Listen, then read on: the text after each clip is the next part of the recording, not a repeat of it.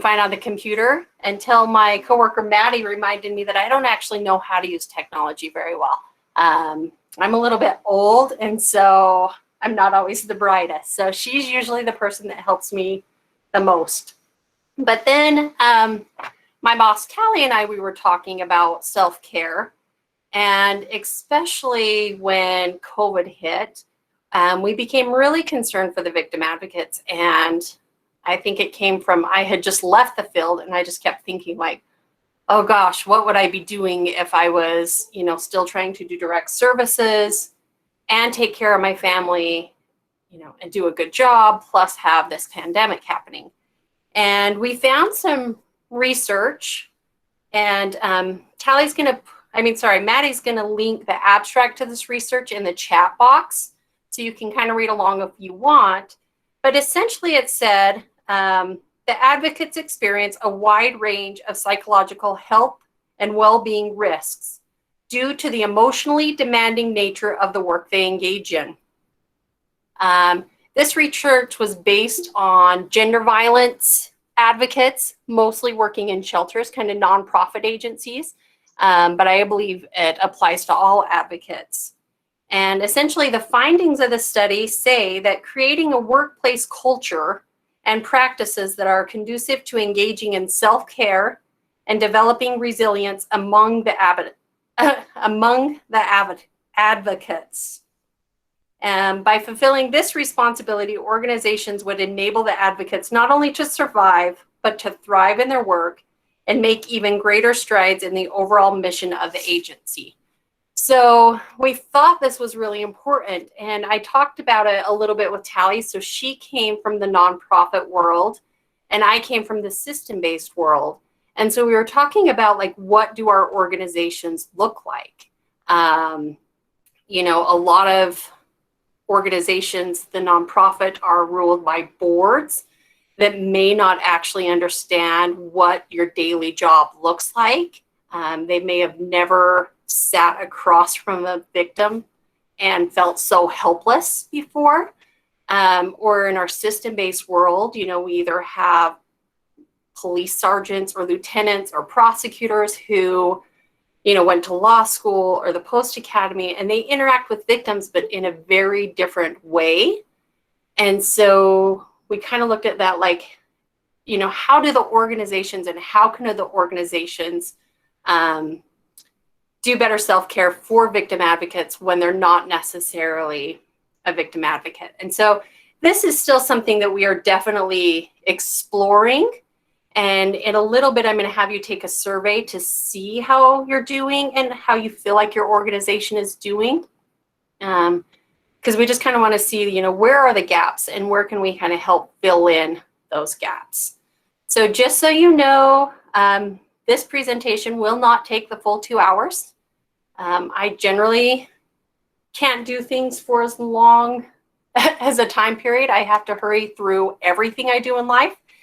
And so what I did know is I know that we have done enough presentations on like meditation and bilateral tones and different things. And while we know that they are important and everyone has to, find self-care that works for them, I didn't feel like you needed me to tell you, to take a bath with some bath bombs. What we know that most advocates don't have is time. You're balancing a lot of different balls in the air. You've got family life, you've got work life, you've got all sorts of things. And so we wanted to make sure that you have some time at the end of this presentation to do self-care for you. And that is part of this training. And so if your boss asks what you're doing, you are doing self-care, which is part of this training. So you have my permission if that counts as anything to do you. So while I'm speaking, go ahead and think about what you want to do at the end of this presentation to take care of yourself. Just some brief introductions about who I am. This coffee cup was my coffee that I poured for myself this morning.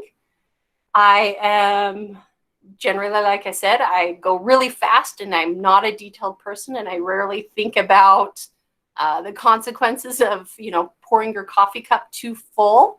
But I usually push myself right to the edge. I often, if I'm sick, I don't take care of myself. I wait until I end up with, bedridden, and I can't do it. I don't have really good boundaries. So I am that coffee cup. I also am a little bit like these pants. I don't like change. If something can work, I'm going to force it to still work. So that talks a little bit about our technology. Maddie again gave me, some sweet shortcuts that should be very helpful to do my job, and I still end up, doing them the old-fashioned way because it's what works for me. Let's see. So I guess a lot of you may not know me. My name's Rochelle Hill, and I am now the training coordinator for the Utah Office for Victims of Crime. But I started out as a victim advocate in 2002, a part-time VAWA advocate in South Utah County. We were over Payson, Salem, and Spanish Fork. And essentially, we kind of twiddled our thumbs waiting for a crime to come in 2002 in that area. There just was not a lot happening. And so my on-the-job training was interesting. It wasn't necessarily a lot going on. And then in 2004, I got married, and my husband didn't want to move back to Utah County. So I found a job up here in Salt Lake County, and I moved to be the coordinator for West Valley City. And so that was kind of night and day difference from South Utah County, the types of crimes that were occurring, and just the quantity. I think, when I was in South Utah County, we maybe had 400 cases a year. And in West Valley, it was 4,000 cases a year. So I was there up until 2019.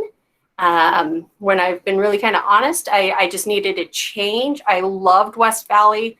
I love being a victim advocate. But the pressure of being an advocate, being the coordinator, being a parent, I had a husband who traveled a lot for work, and I just couldn't do it. But I didn't want to leave the field. So I was really happy when the Utah Office for Victims of Crime opened up this job. I had always been active with SWAVO. I volunteered on the steering committee for that for about 8 years. And so I love training, and I love being a part of this group of advocates still. So I'm happy that I still get to be here with you. I am going to introduce Maddie, and you'll see I made her on camera. She's in her cozy blanket, so she can wave to you all. Hi, Maddie. But she is a millennial, so she's much hipper than I am. I'm a Zoomer. A Zoomer. Oh, I don't even know the difference. I swear I Googled that, and I feel like you're probably right because you know yourself. But she helps keep us all on task. She is the one that really is kind of the backhands to all of the SWAVO. She's letting you in the room. She's running the PowerPoint. She's really on top of things. And we really couldn't do our job without Maddie. So we appreciate her. And she really, really, really misses sitting at that registration table for SWAVO. So we wanted her to be here to see us. All right. Now, this is the time I would really like you guys to introduce yourself. Obviously, we can't introduce all 73 of you, but who believes they are the newest advocate in the meeting today? If you want to pop up, preferably live, and introduce yourself, that would be great. But if you just want to do it in the chat, that works too. But maybe in the chat, why doesn't everyone kind of start saying how long they've been an advocate and what agency they work for?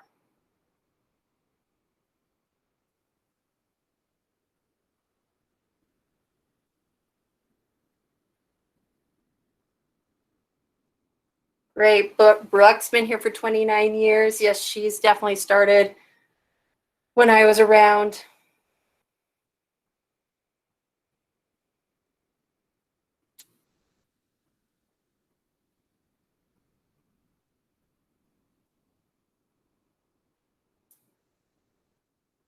We've got a couple 10 months.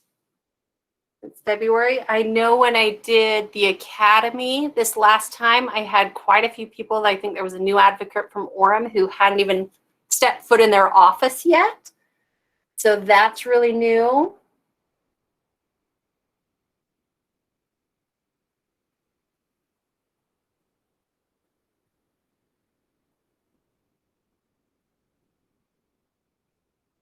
Great. Is anyone, there's quite a few that are, you guys are, 3 weeks at Canyon Creek Services.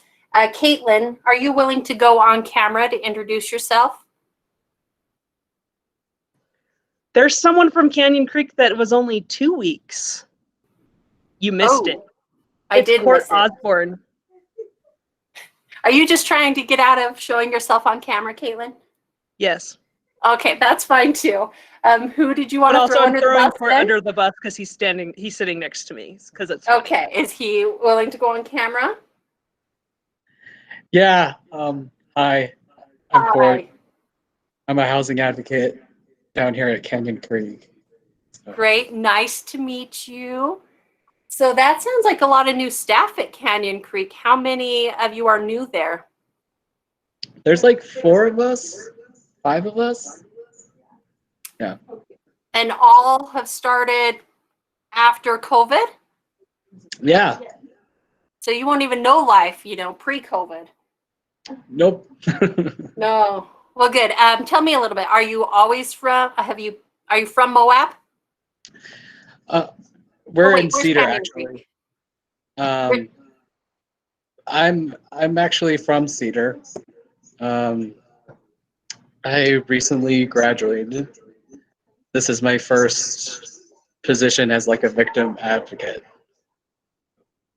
And how did you know about this position? Is it something you thought like, this is what I want to be? Or as you graduated, you just started looking up jobs and said, hey, this looks great. It was kind of both. I did a lot of volunteer advocacy, particularly with the LGBTQ community. So it kind of just fell into place. Excellent. Well, I'm happy to meet you and welcome to SWAVO. Thank you. Does anyone else that's new want to introduce themselves? I'd love to hear from you.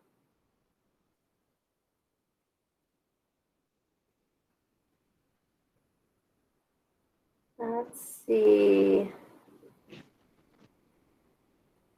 Who else do we have?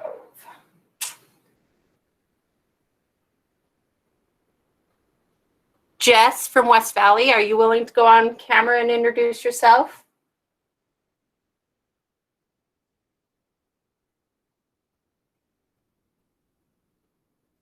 I guess so. Yeah, I can do that. It's my day off, so. All right, you're kind of cutting out. I sometimes forget that your equipment's kind of different. What about Jenny Hoover from Lehigh PD?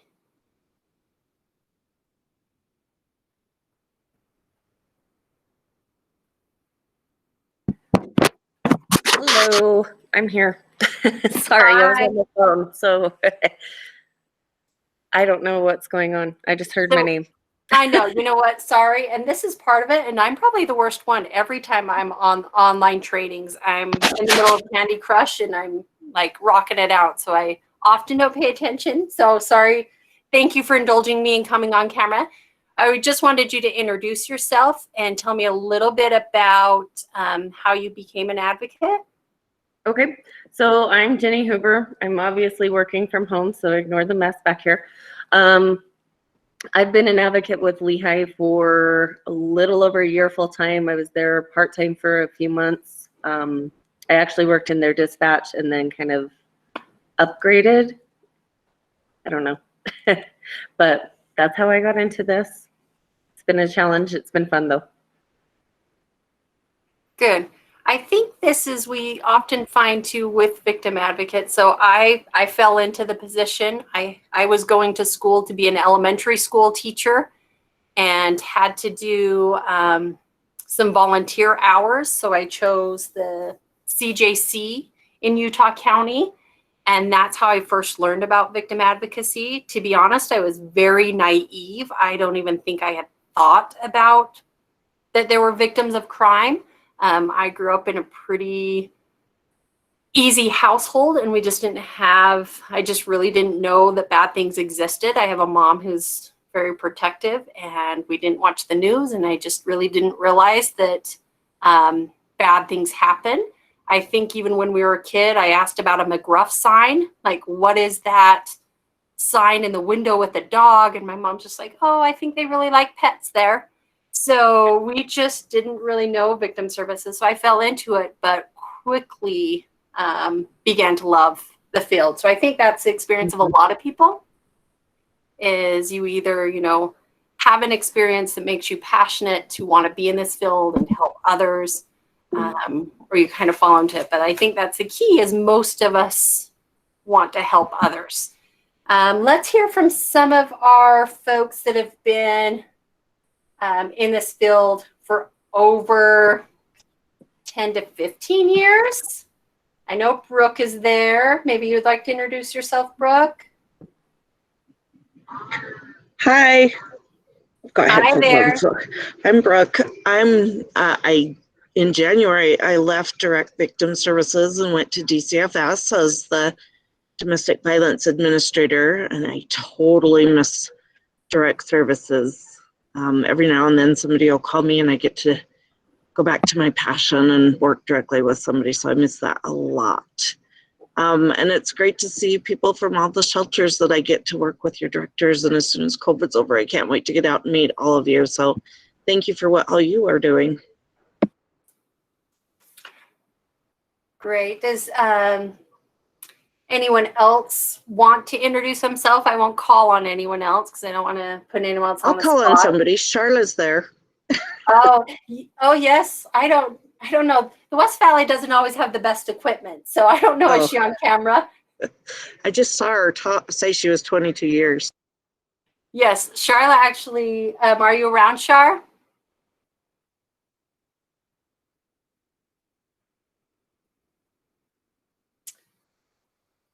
Charlotte took over for me when I quit West Valley City as the coordinator there. So welcome, everyone. Good. All right. So this PowerPoint, I have ran it through a couple people because I want to make sure that it's not inappropriate. But it definitely kind of runs kind of the borderline of being a little bit jaded. So oftentimes in this field, and especially from my experience working with law enforcement, our humor was just a little bit off. We didn't typically love the dad jokes. It had to go a little bit further than those. And so most of the memes that I've found are a little bit jaded. That being said, I don't want you to think I'm jaded. I love this field, and I am still passionate about this field, and I'm even more so now to make sure that I want it to be a very healthy field.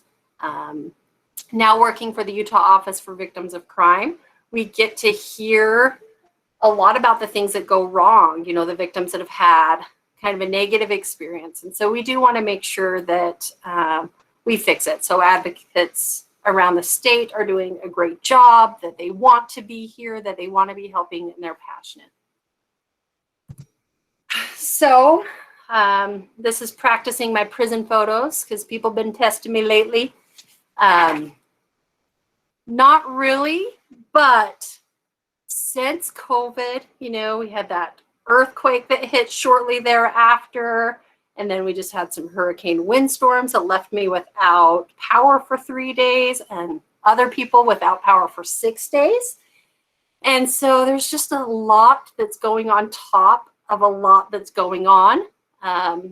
My children ended up going back to school, and bless their teacher, because if that Zoom link doesn't link right away, we don't find it. I can't do one more thing that's not easy to do.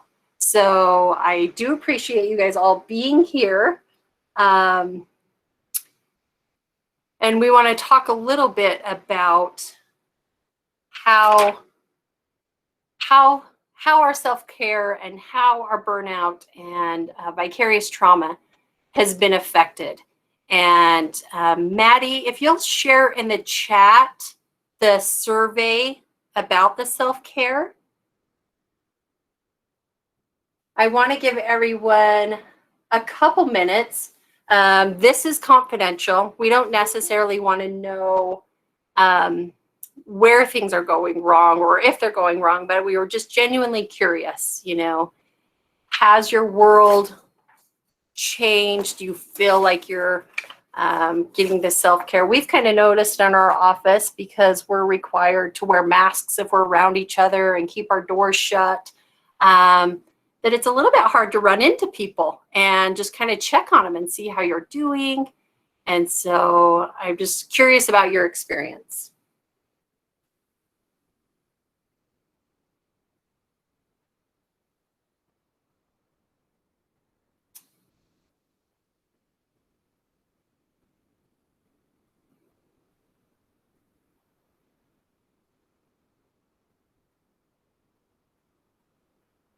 Looks like it's working well in there. Is anyone having issues accessing the form?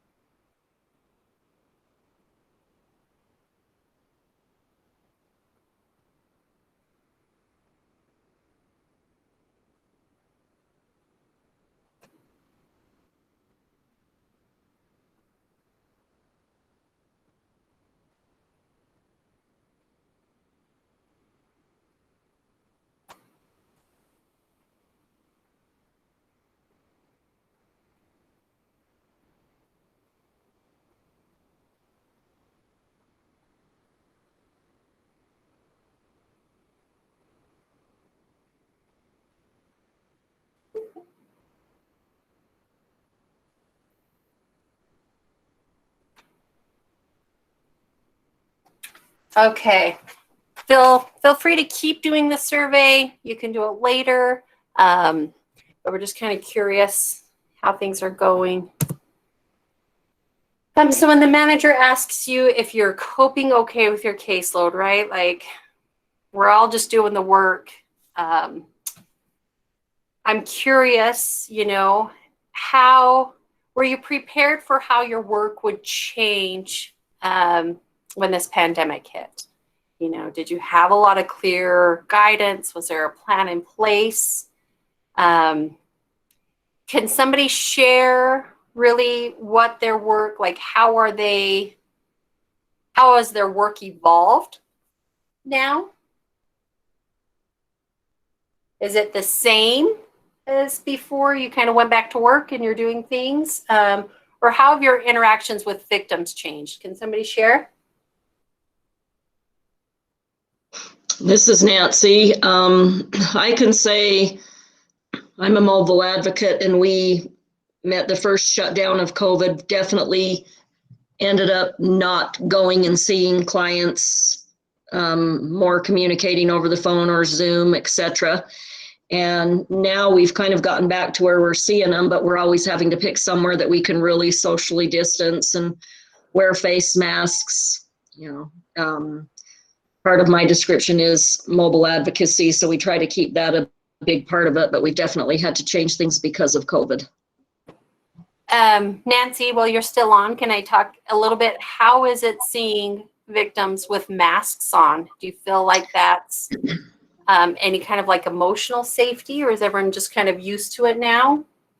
It actually feels awkward and maybe not as attentive to the clients themselves. And a lot of times I actually try to meet them somewhere outside where we can be socially distanced where we can still see each other and, stay as distant as we can.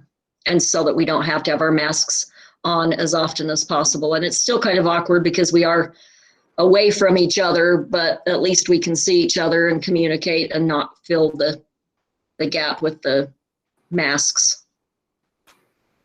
Yeah, I know. I think it was maybe Salt Lake City Police Department, and it probably was a lot of police departments, but when it very first happened, they were still going out to meet victims on the scene, but they had to have full PPE on and preferably just talk through car windows and kind of give some space. And I just thought, oh gosh, this feels so overwhelming. But then again, I think it would be very hard to be a victim, right, during this time frame as well. We heard a lot about, advocates in the shelter talking with victims who just couldn't leave right now, but they were having a very hard time staying in the home. Anyone else want to share a little bit about your experience, how things have changed and how you are coping with things? Hey, this is Kate down in Canyon Creek. I would just say that from an administrator's perspective of advocates, that it's super uncharted territory for us too.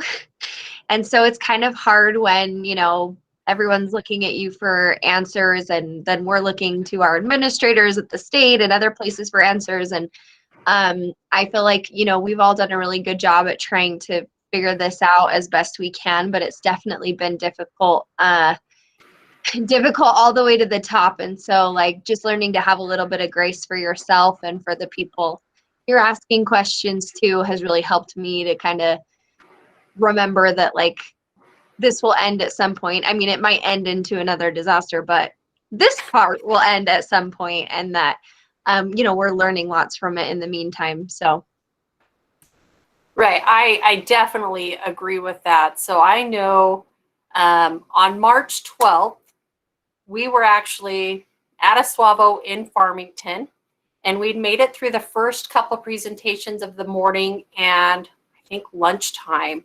And then that's when the governor had kind of come out with this stay home, no mass gathering. And, immediately we started counting people. We had a lot of agencies, getting emails from their boss saying, you're not allowed to be in a room with more than X amount of people. And, we were trying to figure out oh gosh, what do we do?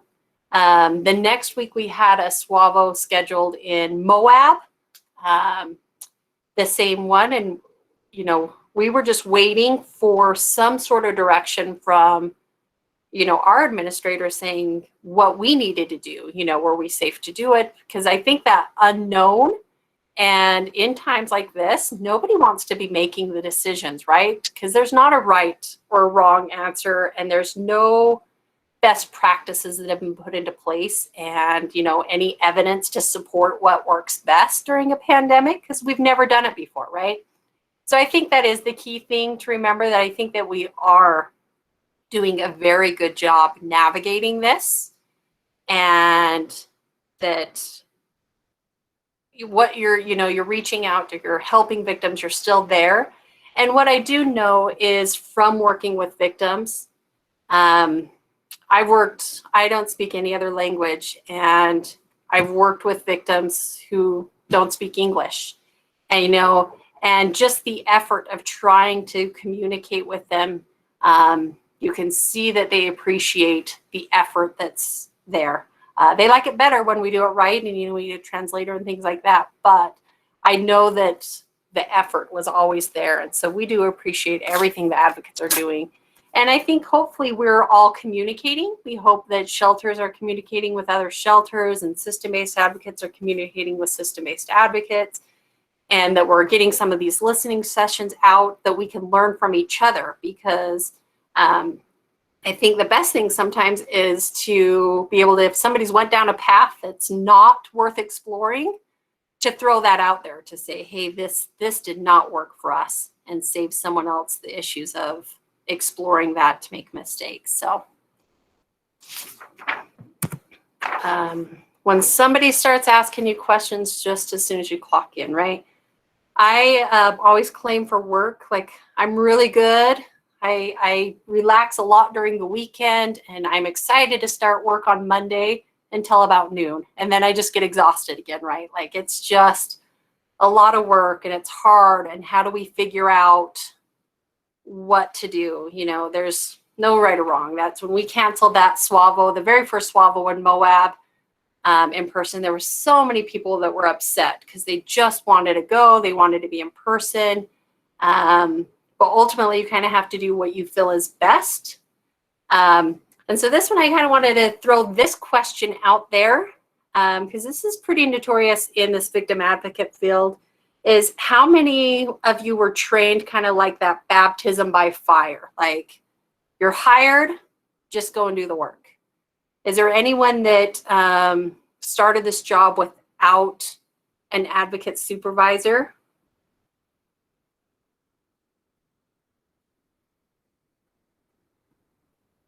Tiffany, do you mind? Do you want to share a little bit? Because I know you're doing a fabulous job now, so you trained yourself very well.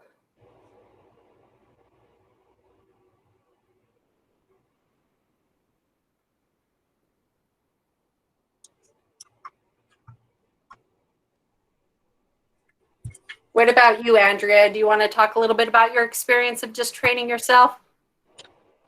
Oh, okay. See, Tiffany's just having a little bit of technical issues.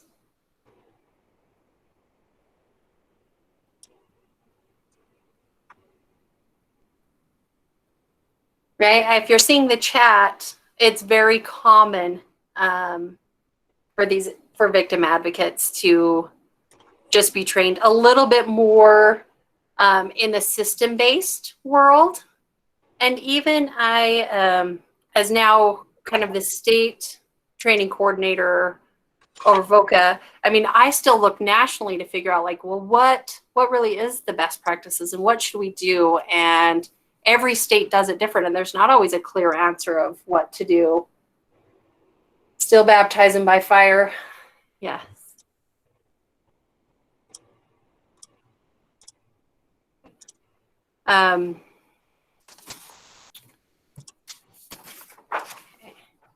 Kind of moving along.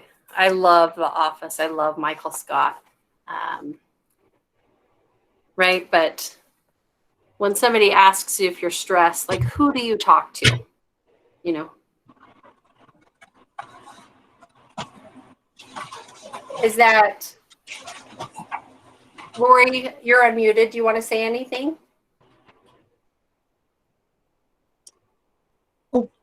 No, I didn't mean to. No, I'm sorry. I just had to laugh because I don't know if you saw my Vita in the chat, but between teaching high school kids, working with adult addicts and alcoholics, and then a brief period of time I spent at House of Hope, I can relate to that image.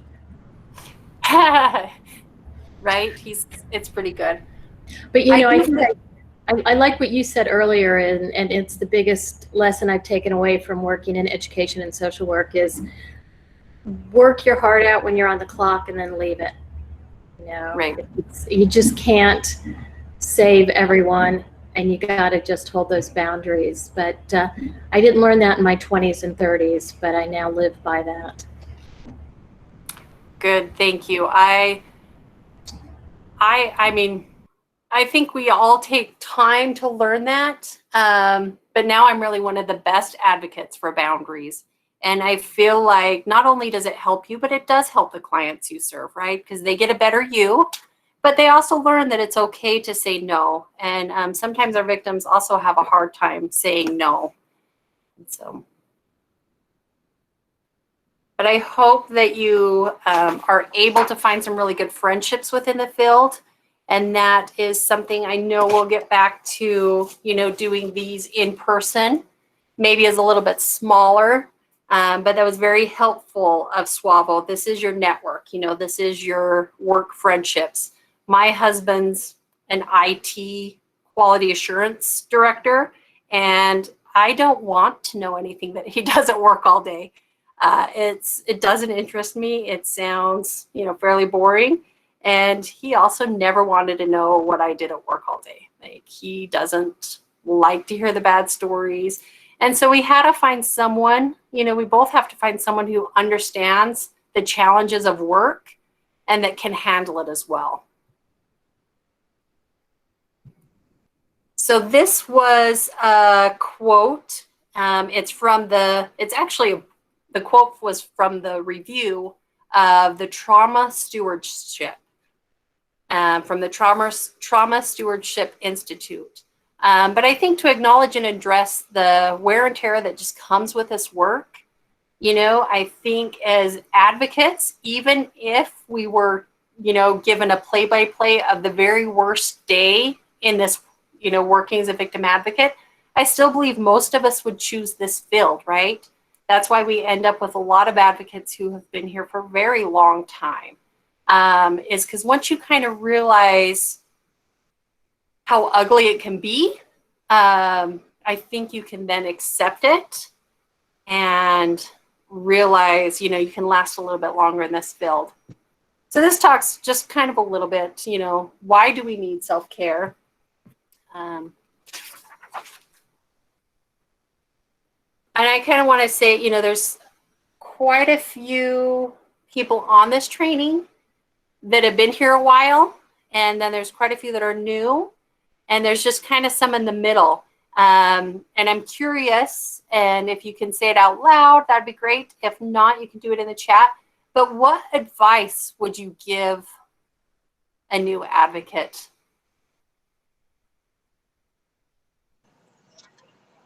Boundaries, boundaries, boundaries. Let's talk about those, Misty. What kind of boundaries? What would you do?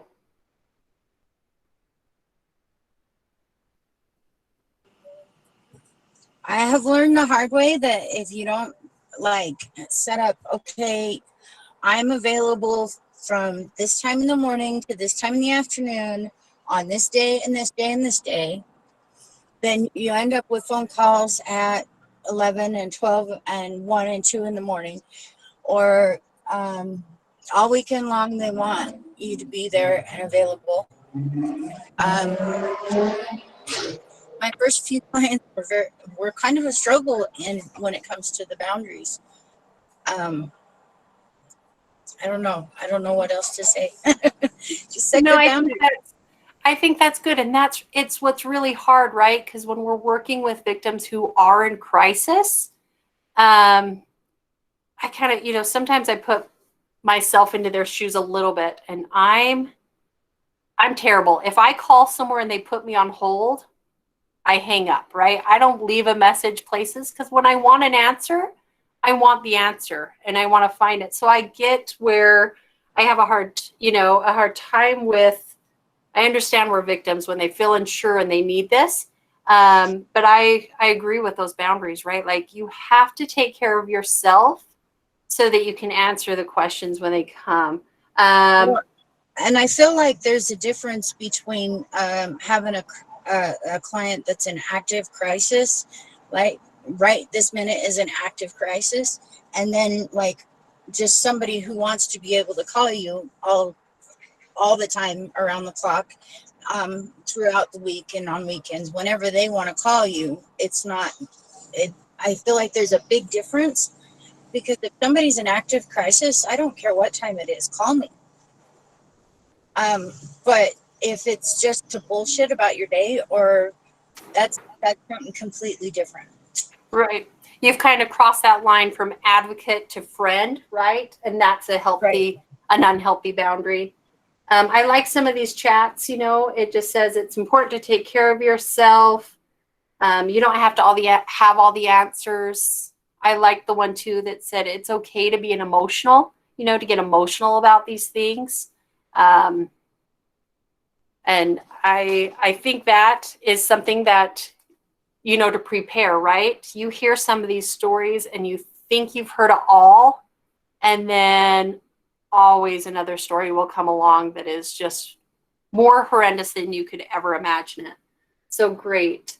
Alyssa says, I think the burnout happens after about 2 years. Recognize that and do whatever you need to do to adjust what you're doing. that 2-year mark was a big mountain for me to climb, right? And that you feel like that's maybe because you're learning so much, and then you've got to where you almost should know it. Is that part of it, Alyssa?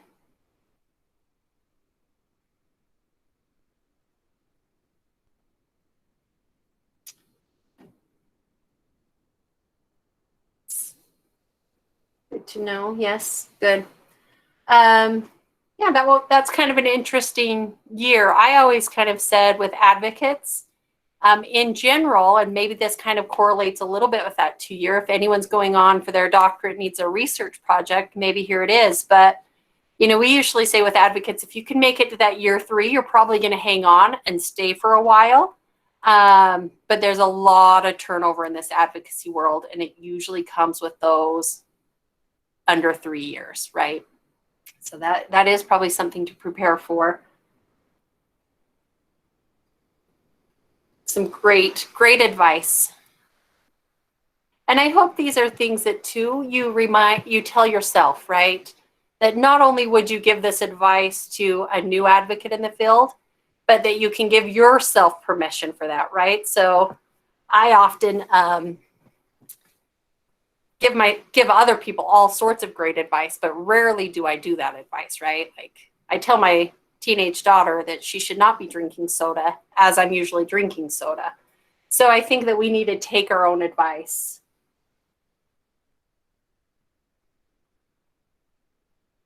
Good. So a job is more than a paycheck. It is also a place where you can cry in the bathroom.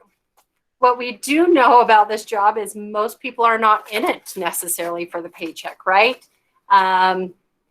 This job doesn't pay well all the time. So what is different? Let's see. So another research study, and I can't even remember this one who said it, but it said, one of the quotes from it says, "I know they can't pay me well. They just don't have the funds to do that." So finding the currency of your employees, right? Like, so as supervisors and directors and boards, you need to figure out what is the currency of your employees. And so, because sometimes you have to pay them more than a paycheck. For you guys, I'd like you to think about, like, what is your currency, right? Like, what could your supervisor do that would make you feel valued? Can you put that in the chat, or if anyone wants to share?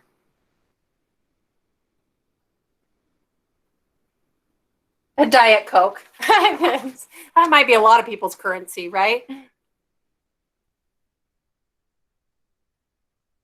Schedule, flexibility in your schedule. This one is definitely my currency. So when I was at West Valley City, I had worked there for about 6 years before I had children.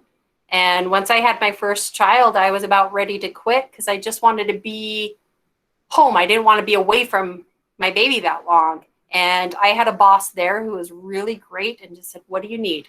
And I just said, "I just want to go home at 2 p.m. I just want to spend some time with her before, before it's time to put her back to bed." And I had that schedule for about 10 years, and I didn't think I could find another job that would be flexible. And so I stayed for a very long time because they were incredibly flexible with my schedule. And I guarantee you, I probably gave them way more than 40 hours and never billed for overtime, never did anything because I valued that. I valued that flexibility. I think acknowledging that this job is really hard, right? It's really good. I don't know how many of you have been told, like, you were doing an amazing job, right? A pandemic hit the entire world and we all still showed up. We all still went to work. We all still helped, victims, and we were there. And I hope that you've been told that that is appreciative, that you've done everything you can do to make sure that this world and this work continues. And that is amazing. I like, somebody said that their currency is just knowing that they have helped someone, right? That they have done some good in the world, that they've made this day a better place. So I think that is very important as well. So it's gotten to the point where I am working here to pay for the prescriptions I now require to cope with working here. We tease a little bit all the time about having therapy. I hope most of your agencies do an employee assistance program and that you can go to therapy if needed, and it's not an additional cost to you and it's not an additional burden, because it is helpful to talk to people. There are some different resources that are out there. The Department of Human Services, and I know Laura's on this call, so maybe if she has the link handy, she could put it in the chat. But they have an app to mystrength.com, which is a resiliency kind of app that's helpful to use. There is an entire new committee for resilientutah.org, and it talks mostly about, it's focused on children right now, and making them be resilient, but it has some really good tips for adults as well.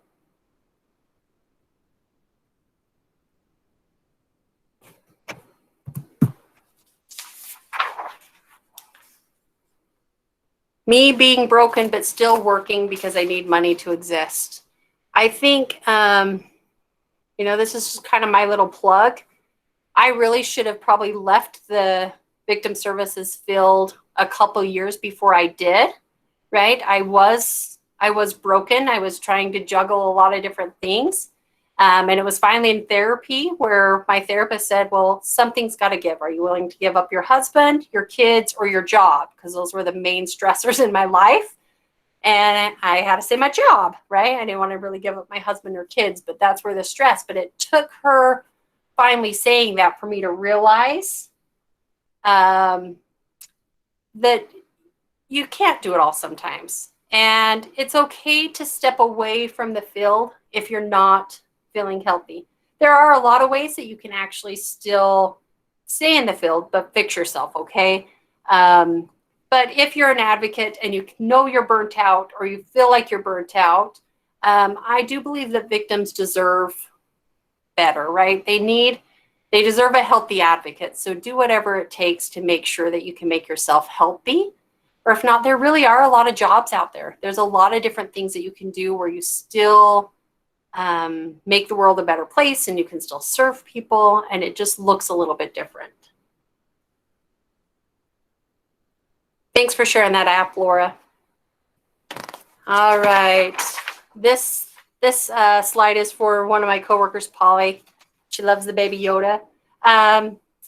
This is the new coworker that's so happy and looks so fabulous. And then Yoda, I used to be like you, happy and full of life, right? Some of us that have been in this field for a long time, it's hard to not see just all of the terrible things that are going on. My family, not my husband and my kids, but like my mom and siblings are just like, don't talk to us about privilege anymore. Don't talk to us about discrimination and, people getting hurt, because you're just really bringing down every family party, right? So we all kind of know that our work, it makes us who we are, but let's not have it ruin who we are as well. So why did you choose this field? Does anyone want to share? Either in the chat's been super helpful, or if anyone has, they want to talk, I would love to hear someone else talk besides myself.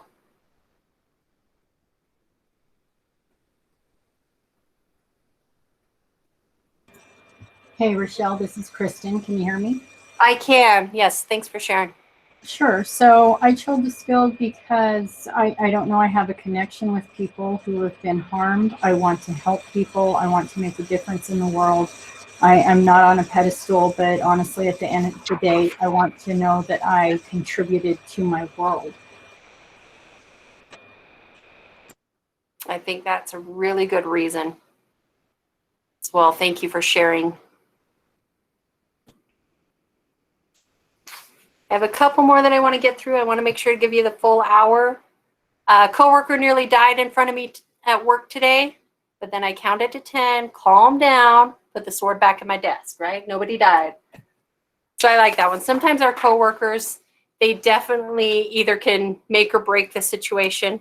A lot of my coworkers definitely bring my stress levels down. Thankfully, I've always had some good experiences, but there are people that I know that if I had to work with, I would probably not make it throughout the day.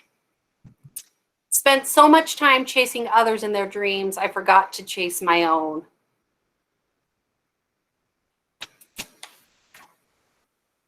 So this kind of goes a little bit to that research study. Maddie pasted the abstract, but the whole article is going to be in the Google Drive you'll get. I want to show a quick video so we can remember this. Know your why is what it's called. I know. And a lot of times when people hear the phrase, how do I know? The next thing they say is what? How do I know what? But the key really isn't to know what. The key is to know why. Because when you know your why, you have options on what your what can be. For instance, my why is to inspire people to walk in purpose. My what is stand-up comedy. My what is writing books. My what can be going out with some friends to eat. In fact, another what that has moved me towards my why is a web series that we have out now called Break Time. So every Wednesday at 3 o'clock, you should subscribe to the channel. We do a series called Break Time on YouTube. So 3 o'clock, we drop a new episode. One episode in particular, I'm about to show you a clip to. We were in Winston-Salem. So Break Time, this is how it works. I travel the country, I do stand-up comedy, probably an hour, hour and a half at an event. And in the middle of my show, I'll just sit down and start talking to the audience. And funny just happens. Or I'll meet somebody who's really interesting. So I met this one guy, and he said that he teaches music at a school. I was like, all right, you teach music, can you sing? And then I'm just gonna show you the clip. Check it. So you're a musical director. Cool. Yes, sir. All right, so let me get a couple bars of like Amazing Grace. Can you do the first part of that? Go ahead. Amazing grace, how sweet the sound that saved a wretch like me. Wow. That bro could sing, you know what I'm saying? All right. Now, once you give me the version, is if your uncle just got out of jail, you got shot in the back when you was a kid. I'm just saying, let me see the hood version real quick, if you know which version I'm talking about. Just see if that exists. Let me see what you got.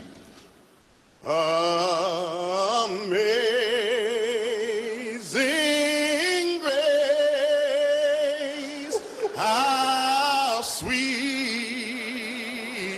the sound that saved a wretch like me.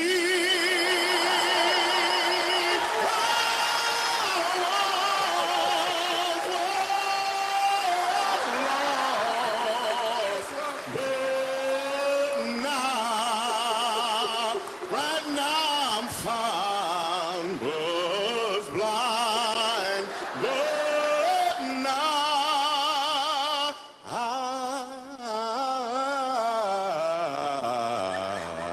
I see.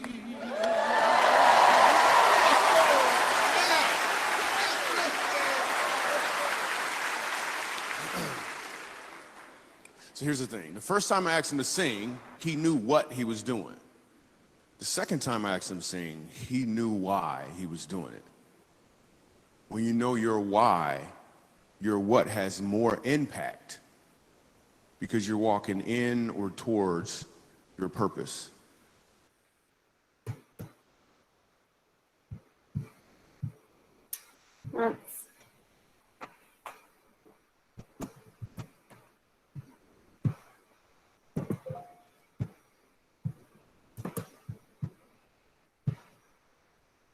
All right.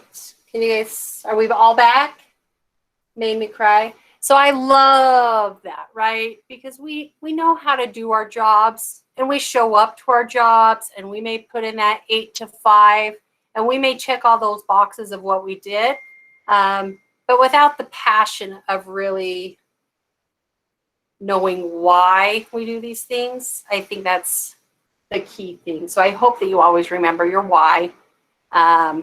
Really quick, I think I'm actually going to probably end there. I have a couple slides on boundaries, and you're welcome to stay, but I would like you to have the time to take some time for yourself today and do whatever you like. But I love the Giving Tree. I actually love the book, but this tree just gave everything and everything to this boy until it was just a stump, right? And what about when our tree finally just says no? So I think there's a lot of ways. There was one quote I wanted to say. It is much easier to protect ourselves when we've already put a boundary in place than trying to create a boundary when something has already gone against what we want. It's much easier to simply close your front door than to leave it wide open and then chase out every unwanted bird, fly, or person that comes in uninvited.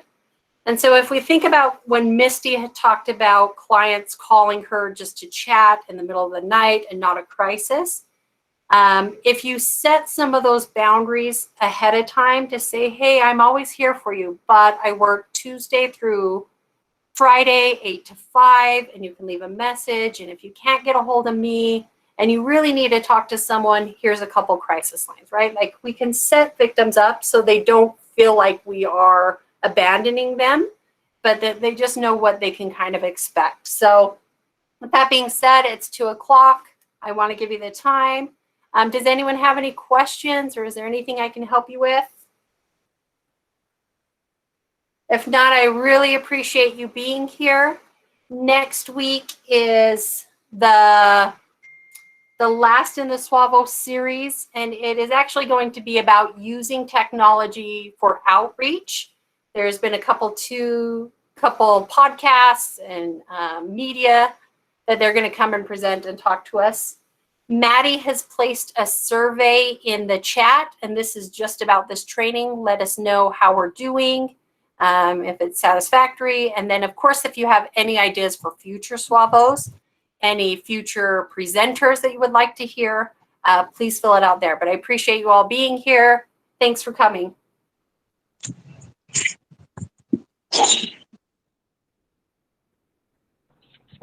Thank you, Rachel.